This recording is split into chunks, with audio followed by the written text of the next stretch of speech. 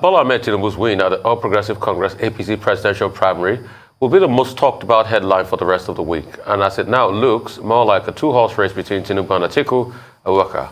Apart from the former Lagos State governor's win, one other talking point will be his relationship with the likes of the Vice President Yemi Osinbajo going forward. A lot of people faulted the idea of Osinbajo going up against his benefactor for the presidential ticket of the APC, that he should have supported Tinubu's ambition instead of contesting against him.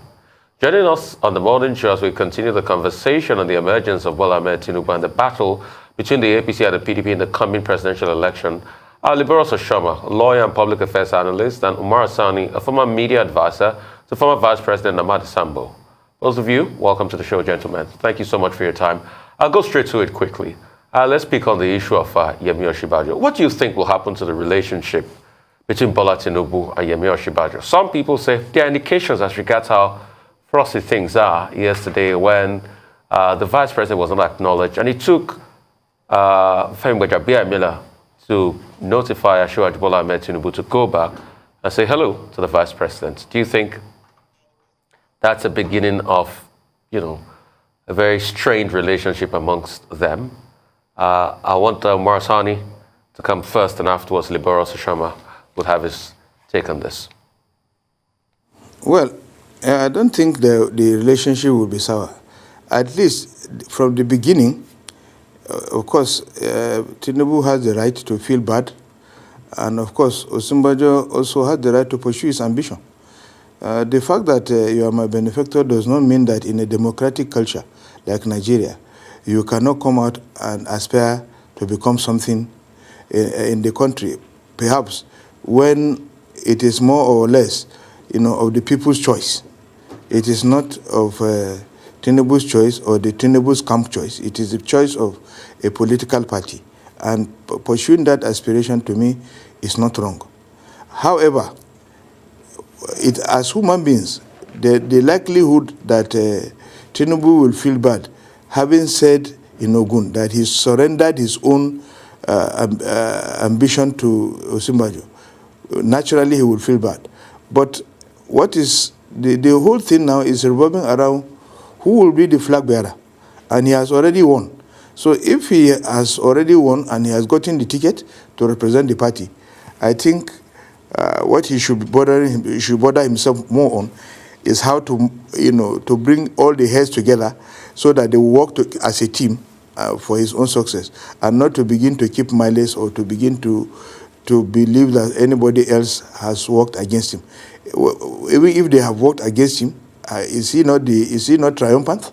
Is he not the one now that is the flag bearer of the party? Anyway, so he is the person now that will have the large heart to accommodate everybody. And I'm very happy I saw him yesterday going to shake Yemi Osinbajo after his victory to at least to say, okay, I am now the flag bearer, so we can now forget about what has happened. And I think he also said it himself, that when he was talking to Lawal, he said, even though you contested against me, but we are now together. So I don't think there is any cause for alarm, and I don't think the relationship will go sour. Perhaps more if he wins the presidency. But if he does not win, perhaps that could also be another issue for another day. All right. Liborous Oshoma? Yes, I buy into what my friend and colleague had said. Let me take you down memory lane a little bit. Apart from the fact that winning the ticket of the APC does not automatically translate to winning the presidential election. So you will still need to mend fences, to reconcile all of those that contested with you. Tinubu, from history, has never been a man who kept malice that long. Take the case of, I start with Olusegun Mayegun. Olusegun Mayegun was an aide to Tinubu. Thereafter, he fell out with him, went to contest the election.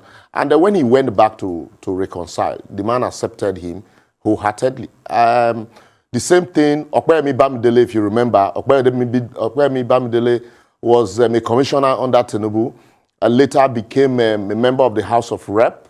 and then fell out with Tinubu. He left, contested in Ekiti, even went to Labour Party. There were nothing this both camp didn't say to each other.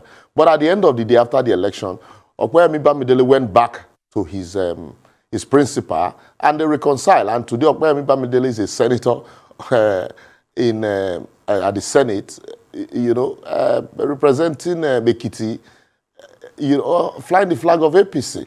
So and so many other people who have worked at one point or the other with Tinubu. So now Tinubu even need more people than and the fact that Richard Akinola, the campaign DG of Professor Yemi Osinbajo, also saying the handwriting on the wall, congratulated Tinubu, also shows that there are no hard feelings from that side, especially, but the social media and, people who always want to create crises where there seems to be none. Politicians have no permanent, like they always say, there are no permanent friends or permanent enemy. All you have is permanent interest. For as long as there's interest to protect, and that interest is, clinching the presidency, definitely I see, starting from yesterday, they probably would have been meeting by now, and they're trying to reconcile and, see how they can mend fences and bring everybody back together. So I don't think this is the time, even if there are misgivings, they'll pretend about it and allow it to slide and see if they can work together. It is when, they take it beyond this, and eventually, if he wins, and then that's where you now say some persons will be sidelined, like the case of, I know you point me to the case of Mamora, but at the end of the day, you still saw that, Mamora remained in the fold, and, there also, the current, the legal advisor to Tinubu's campaign, Ogala SAN, at some point also, even though he didn't voice out his misgiving, but he was in the State House of Assembly in Lagos. At some point, a lot of them, for their support for Fashola, were asked to step down, and other people were supported. But eventually, till date, they are still in the fold. And, so I think it happens in politics. At some point, some persons will go out to pursue their personal ambition. If they succeed, the man will definitely say, well, I groomed these people, and I know they will succeed. If they don't, they always have a way of finding their way back. Also, quickly, I mentioned Obanikoro. Senator Obanikoro came back and was reconciled. Even Ogunlewe, you saw the running battle between Ogunlewe and Tinubu while Ogunlewe was Minister for Works and Tinubu was Governor of Lagos State. If somebody had said that these two persons will reconcile, today Ogunlewe's son is the local government chairman in Koshofe. Lastly, you mentioned Otuba Gbenga Daniel. Remember Otuba Gbenga Daniel as a governor of Ogun State. Even after his exit as governor, he had, running battle with Tinubu's faction of APC. But today, he has a presidential senatorial ticket in APC, and they've reconciled. So in politics, they will always reconcile. Thank you, Liborous. My list of those who have fallen out with Asiwaju Bola Tinubu and reconciled runs into the double digits, quite frankly. But my question is for both of you, the nature of the political race that we're going to see. Is it, as has been posited at this point, going to be a two-horse race? Are we now unofficially a two-party state? Does the third force, the much vaunted third force, still actually have a chance between now and next year? What do you make of that? And obviously, I'd like you to weigh in on the chances of PDP's flag bearer, Alhaji Atiku Abubakar, and APC's flag bearer, Asiwaju Bola Ahmed Tinubu. I'll start. Okay. You want to start with me? Yes, please. Okay. Let me say that, let me start with the first question, that whether the third force will be of any effect. Political evolution, even in the United States, has been that it comes and it grows, and then, the parties divide themselves, and then those that are national, those that are local, those that are states, evolve. Now, in the Nigerian context, as it is now, we have only two political parties that are aspiring to become president of the Federal Republic of Nigeria. Any other party is only following suit, the APC and the PDP. And the chances of both parties is more or less like a 50-50 chance. It's a 50-50 chance because you may say, okay, Atiku will have a massive support in the north.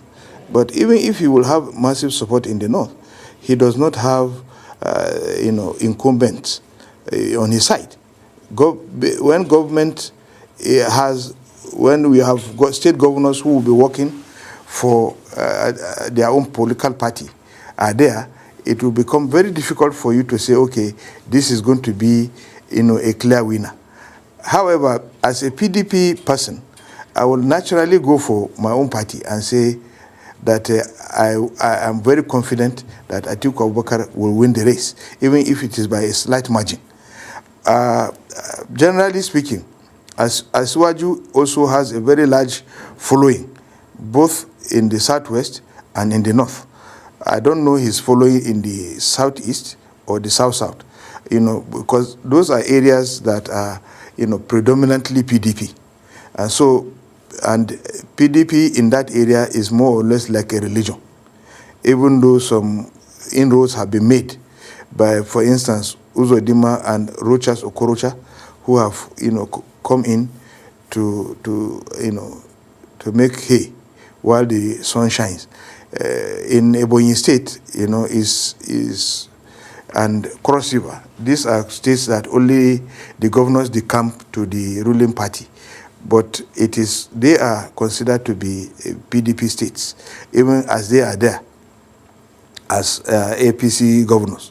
So by and large, the southeast and the south-south, might tilt towards the PDP. The north, perhaps, Kwankwaso, who is predominantly, a local champion in Kano, may take Kano.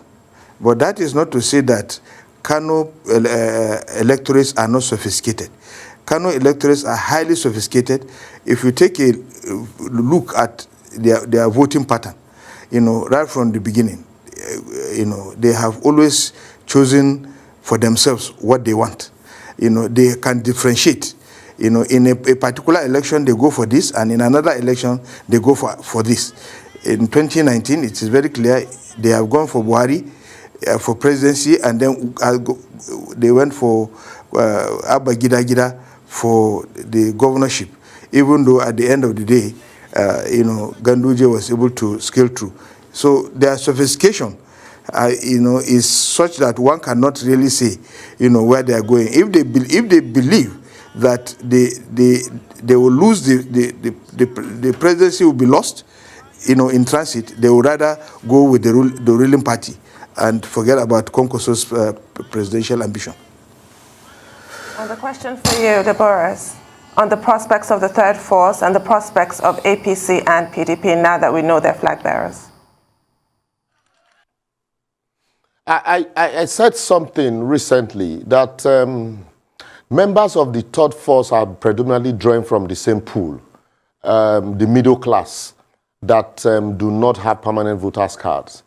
And because the middle class in Nigeria consistently creates alternative for themselves.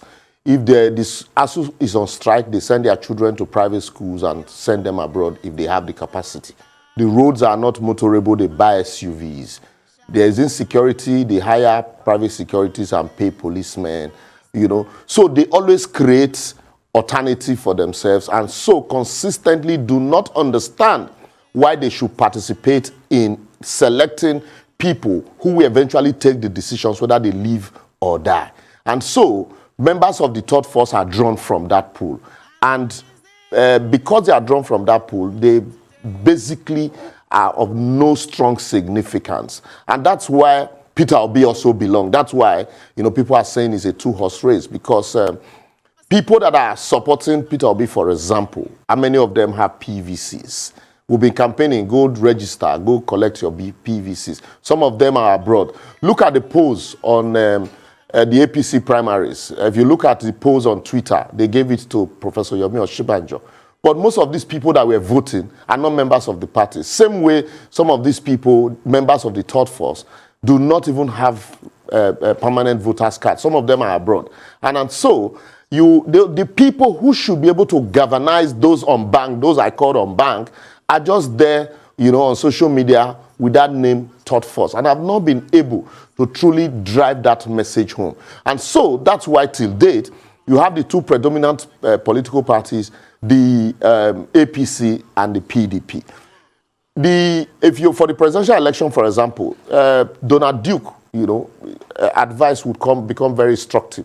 He joined Labour Party, and when he saw the crisis in Labour Party and the fact that they didn't have structures across board, he had to leave. Went to SDP.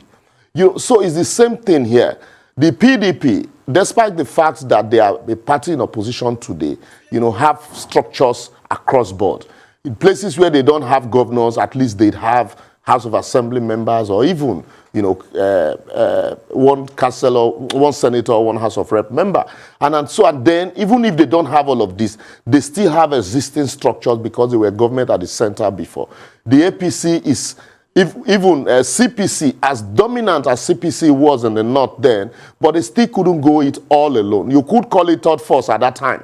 But it couldn't go it all alone until there was a merger of, a portion of PDP, a portion of ABGA, ACN, and, so there's need for the third force to actually, synergize with a portion of APC and a portion of PDP to be able to drive it. Otherwise, it will remain a third force on paper, and we end up as a paper tiger. And then coming to the chances.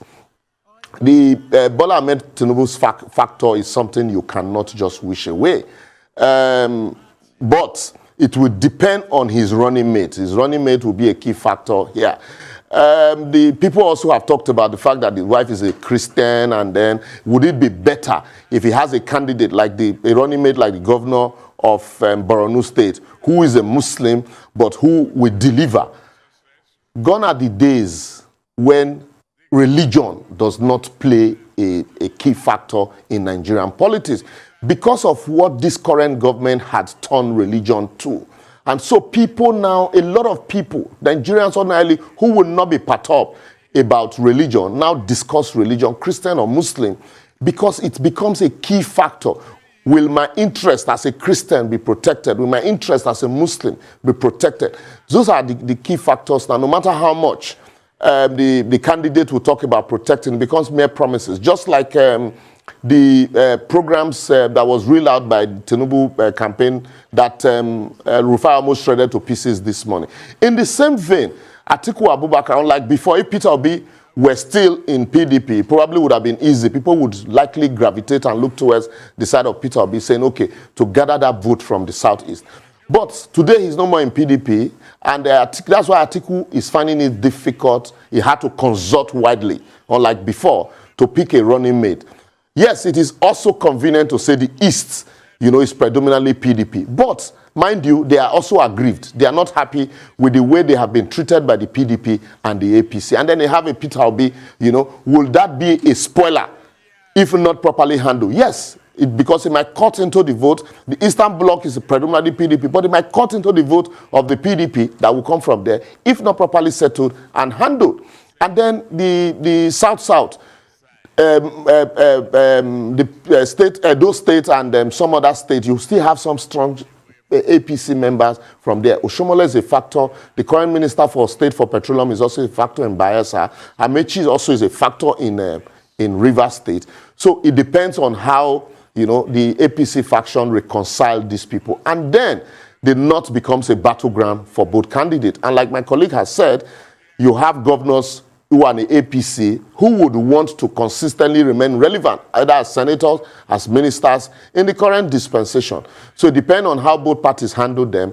That will determine the race. So gone are the days when, in 2015, when everybody, there was a grand connivance against the government of Goodluck Jonathan, coupled with the fact that that government was, heavily corrupt. And so there were conspiracy even amongst members of the PDP, But today it is not the same thing. So it's a completely different ballgame. And so it depends on the running mate from both sides also. That will also go a long way in determining who will get it. And that's why it's difficult to say that it will be 60-40 or 40-60. But depending on the pendulum, some you know, APC supporters will say because the East will cut into the vote of the PDP, then as Tinubu might have it, while the PDP supporters would say that no, the Eastern are being predominantly their domain, and then that they would, Atiku is already boasting of having 11 million votes for the North, that he might also win with a slight margin. But the days ahead will determine, you know, how that will go. Well, they certainly will. Thank you very much for your time this morning, gentlemen.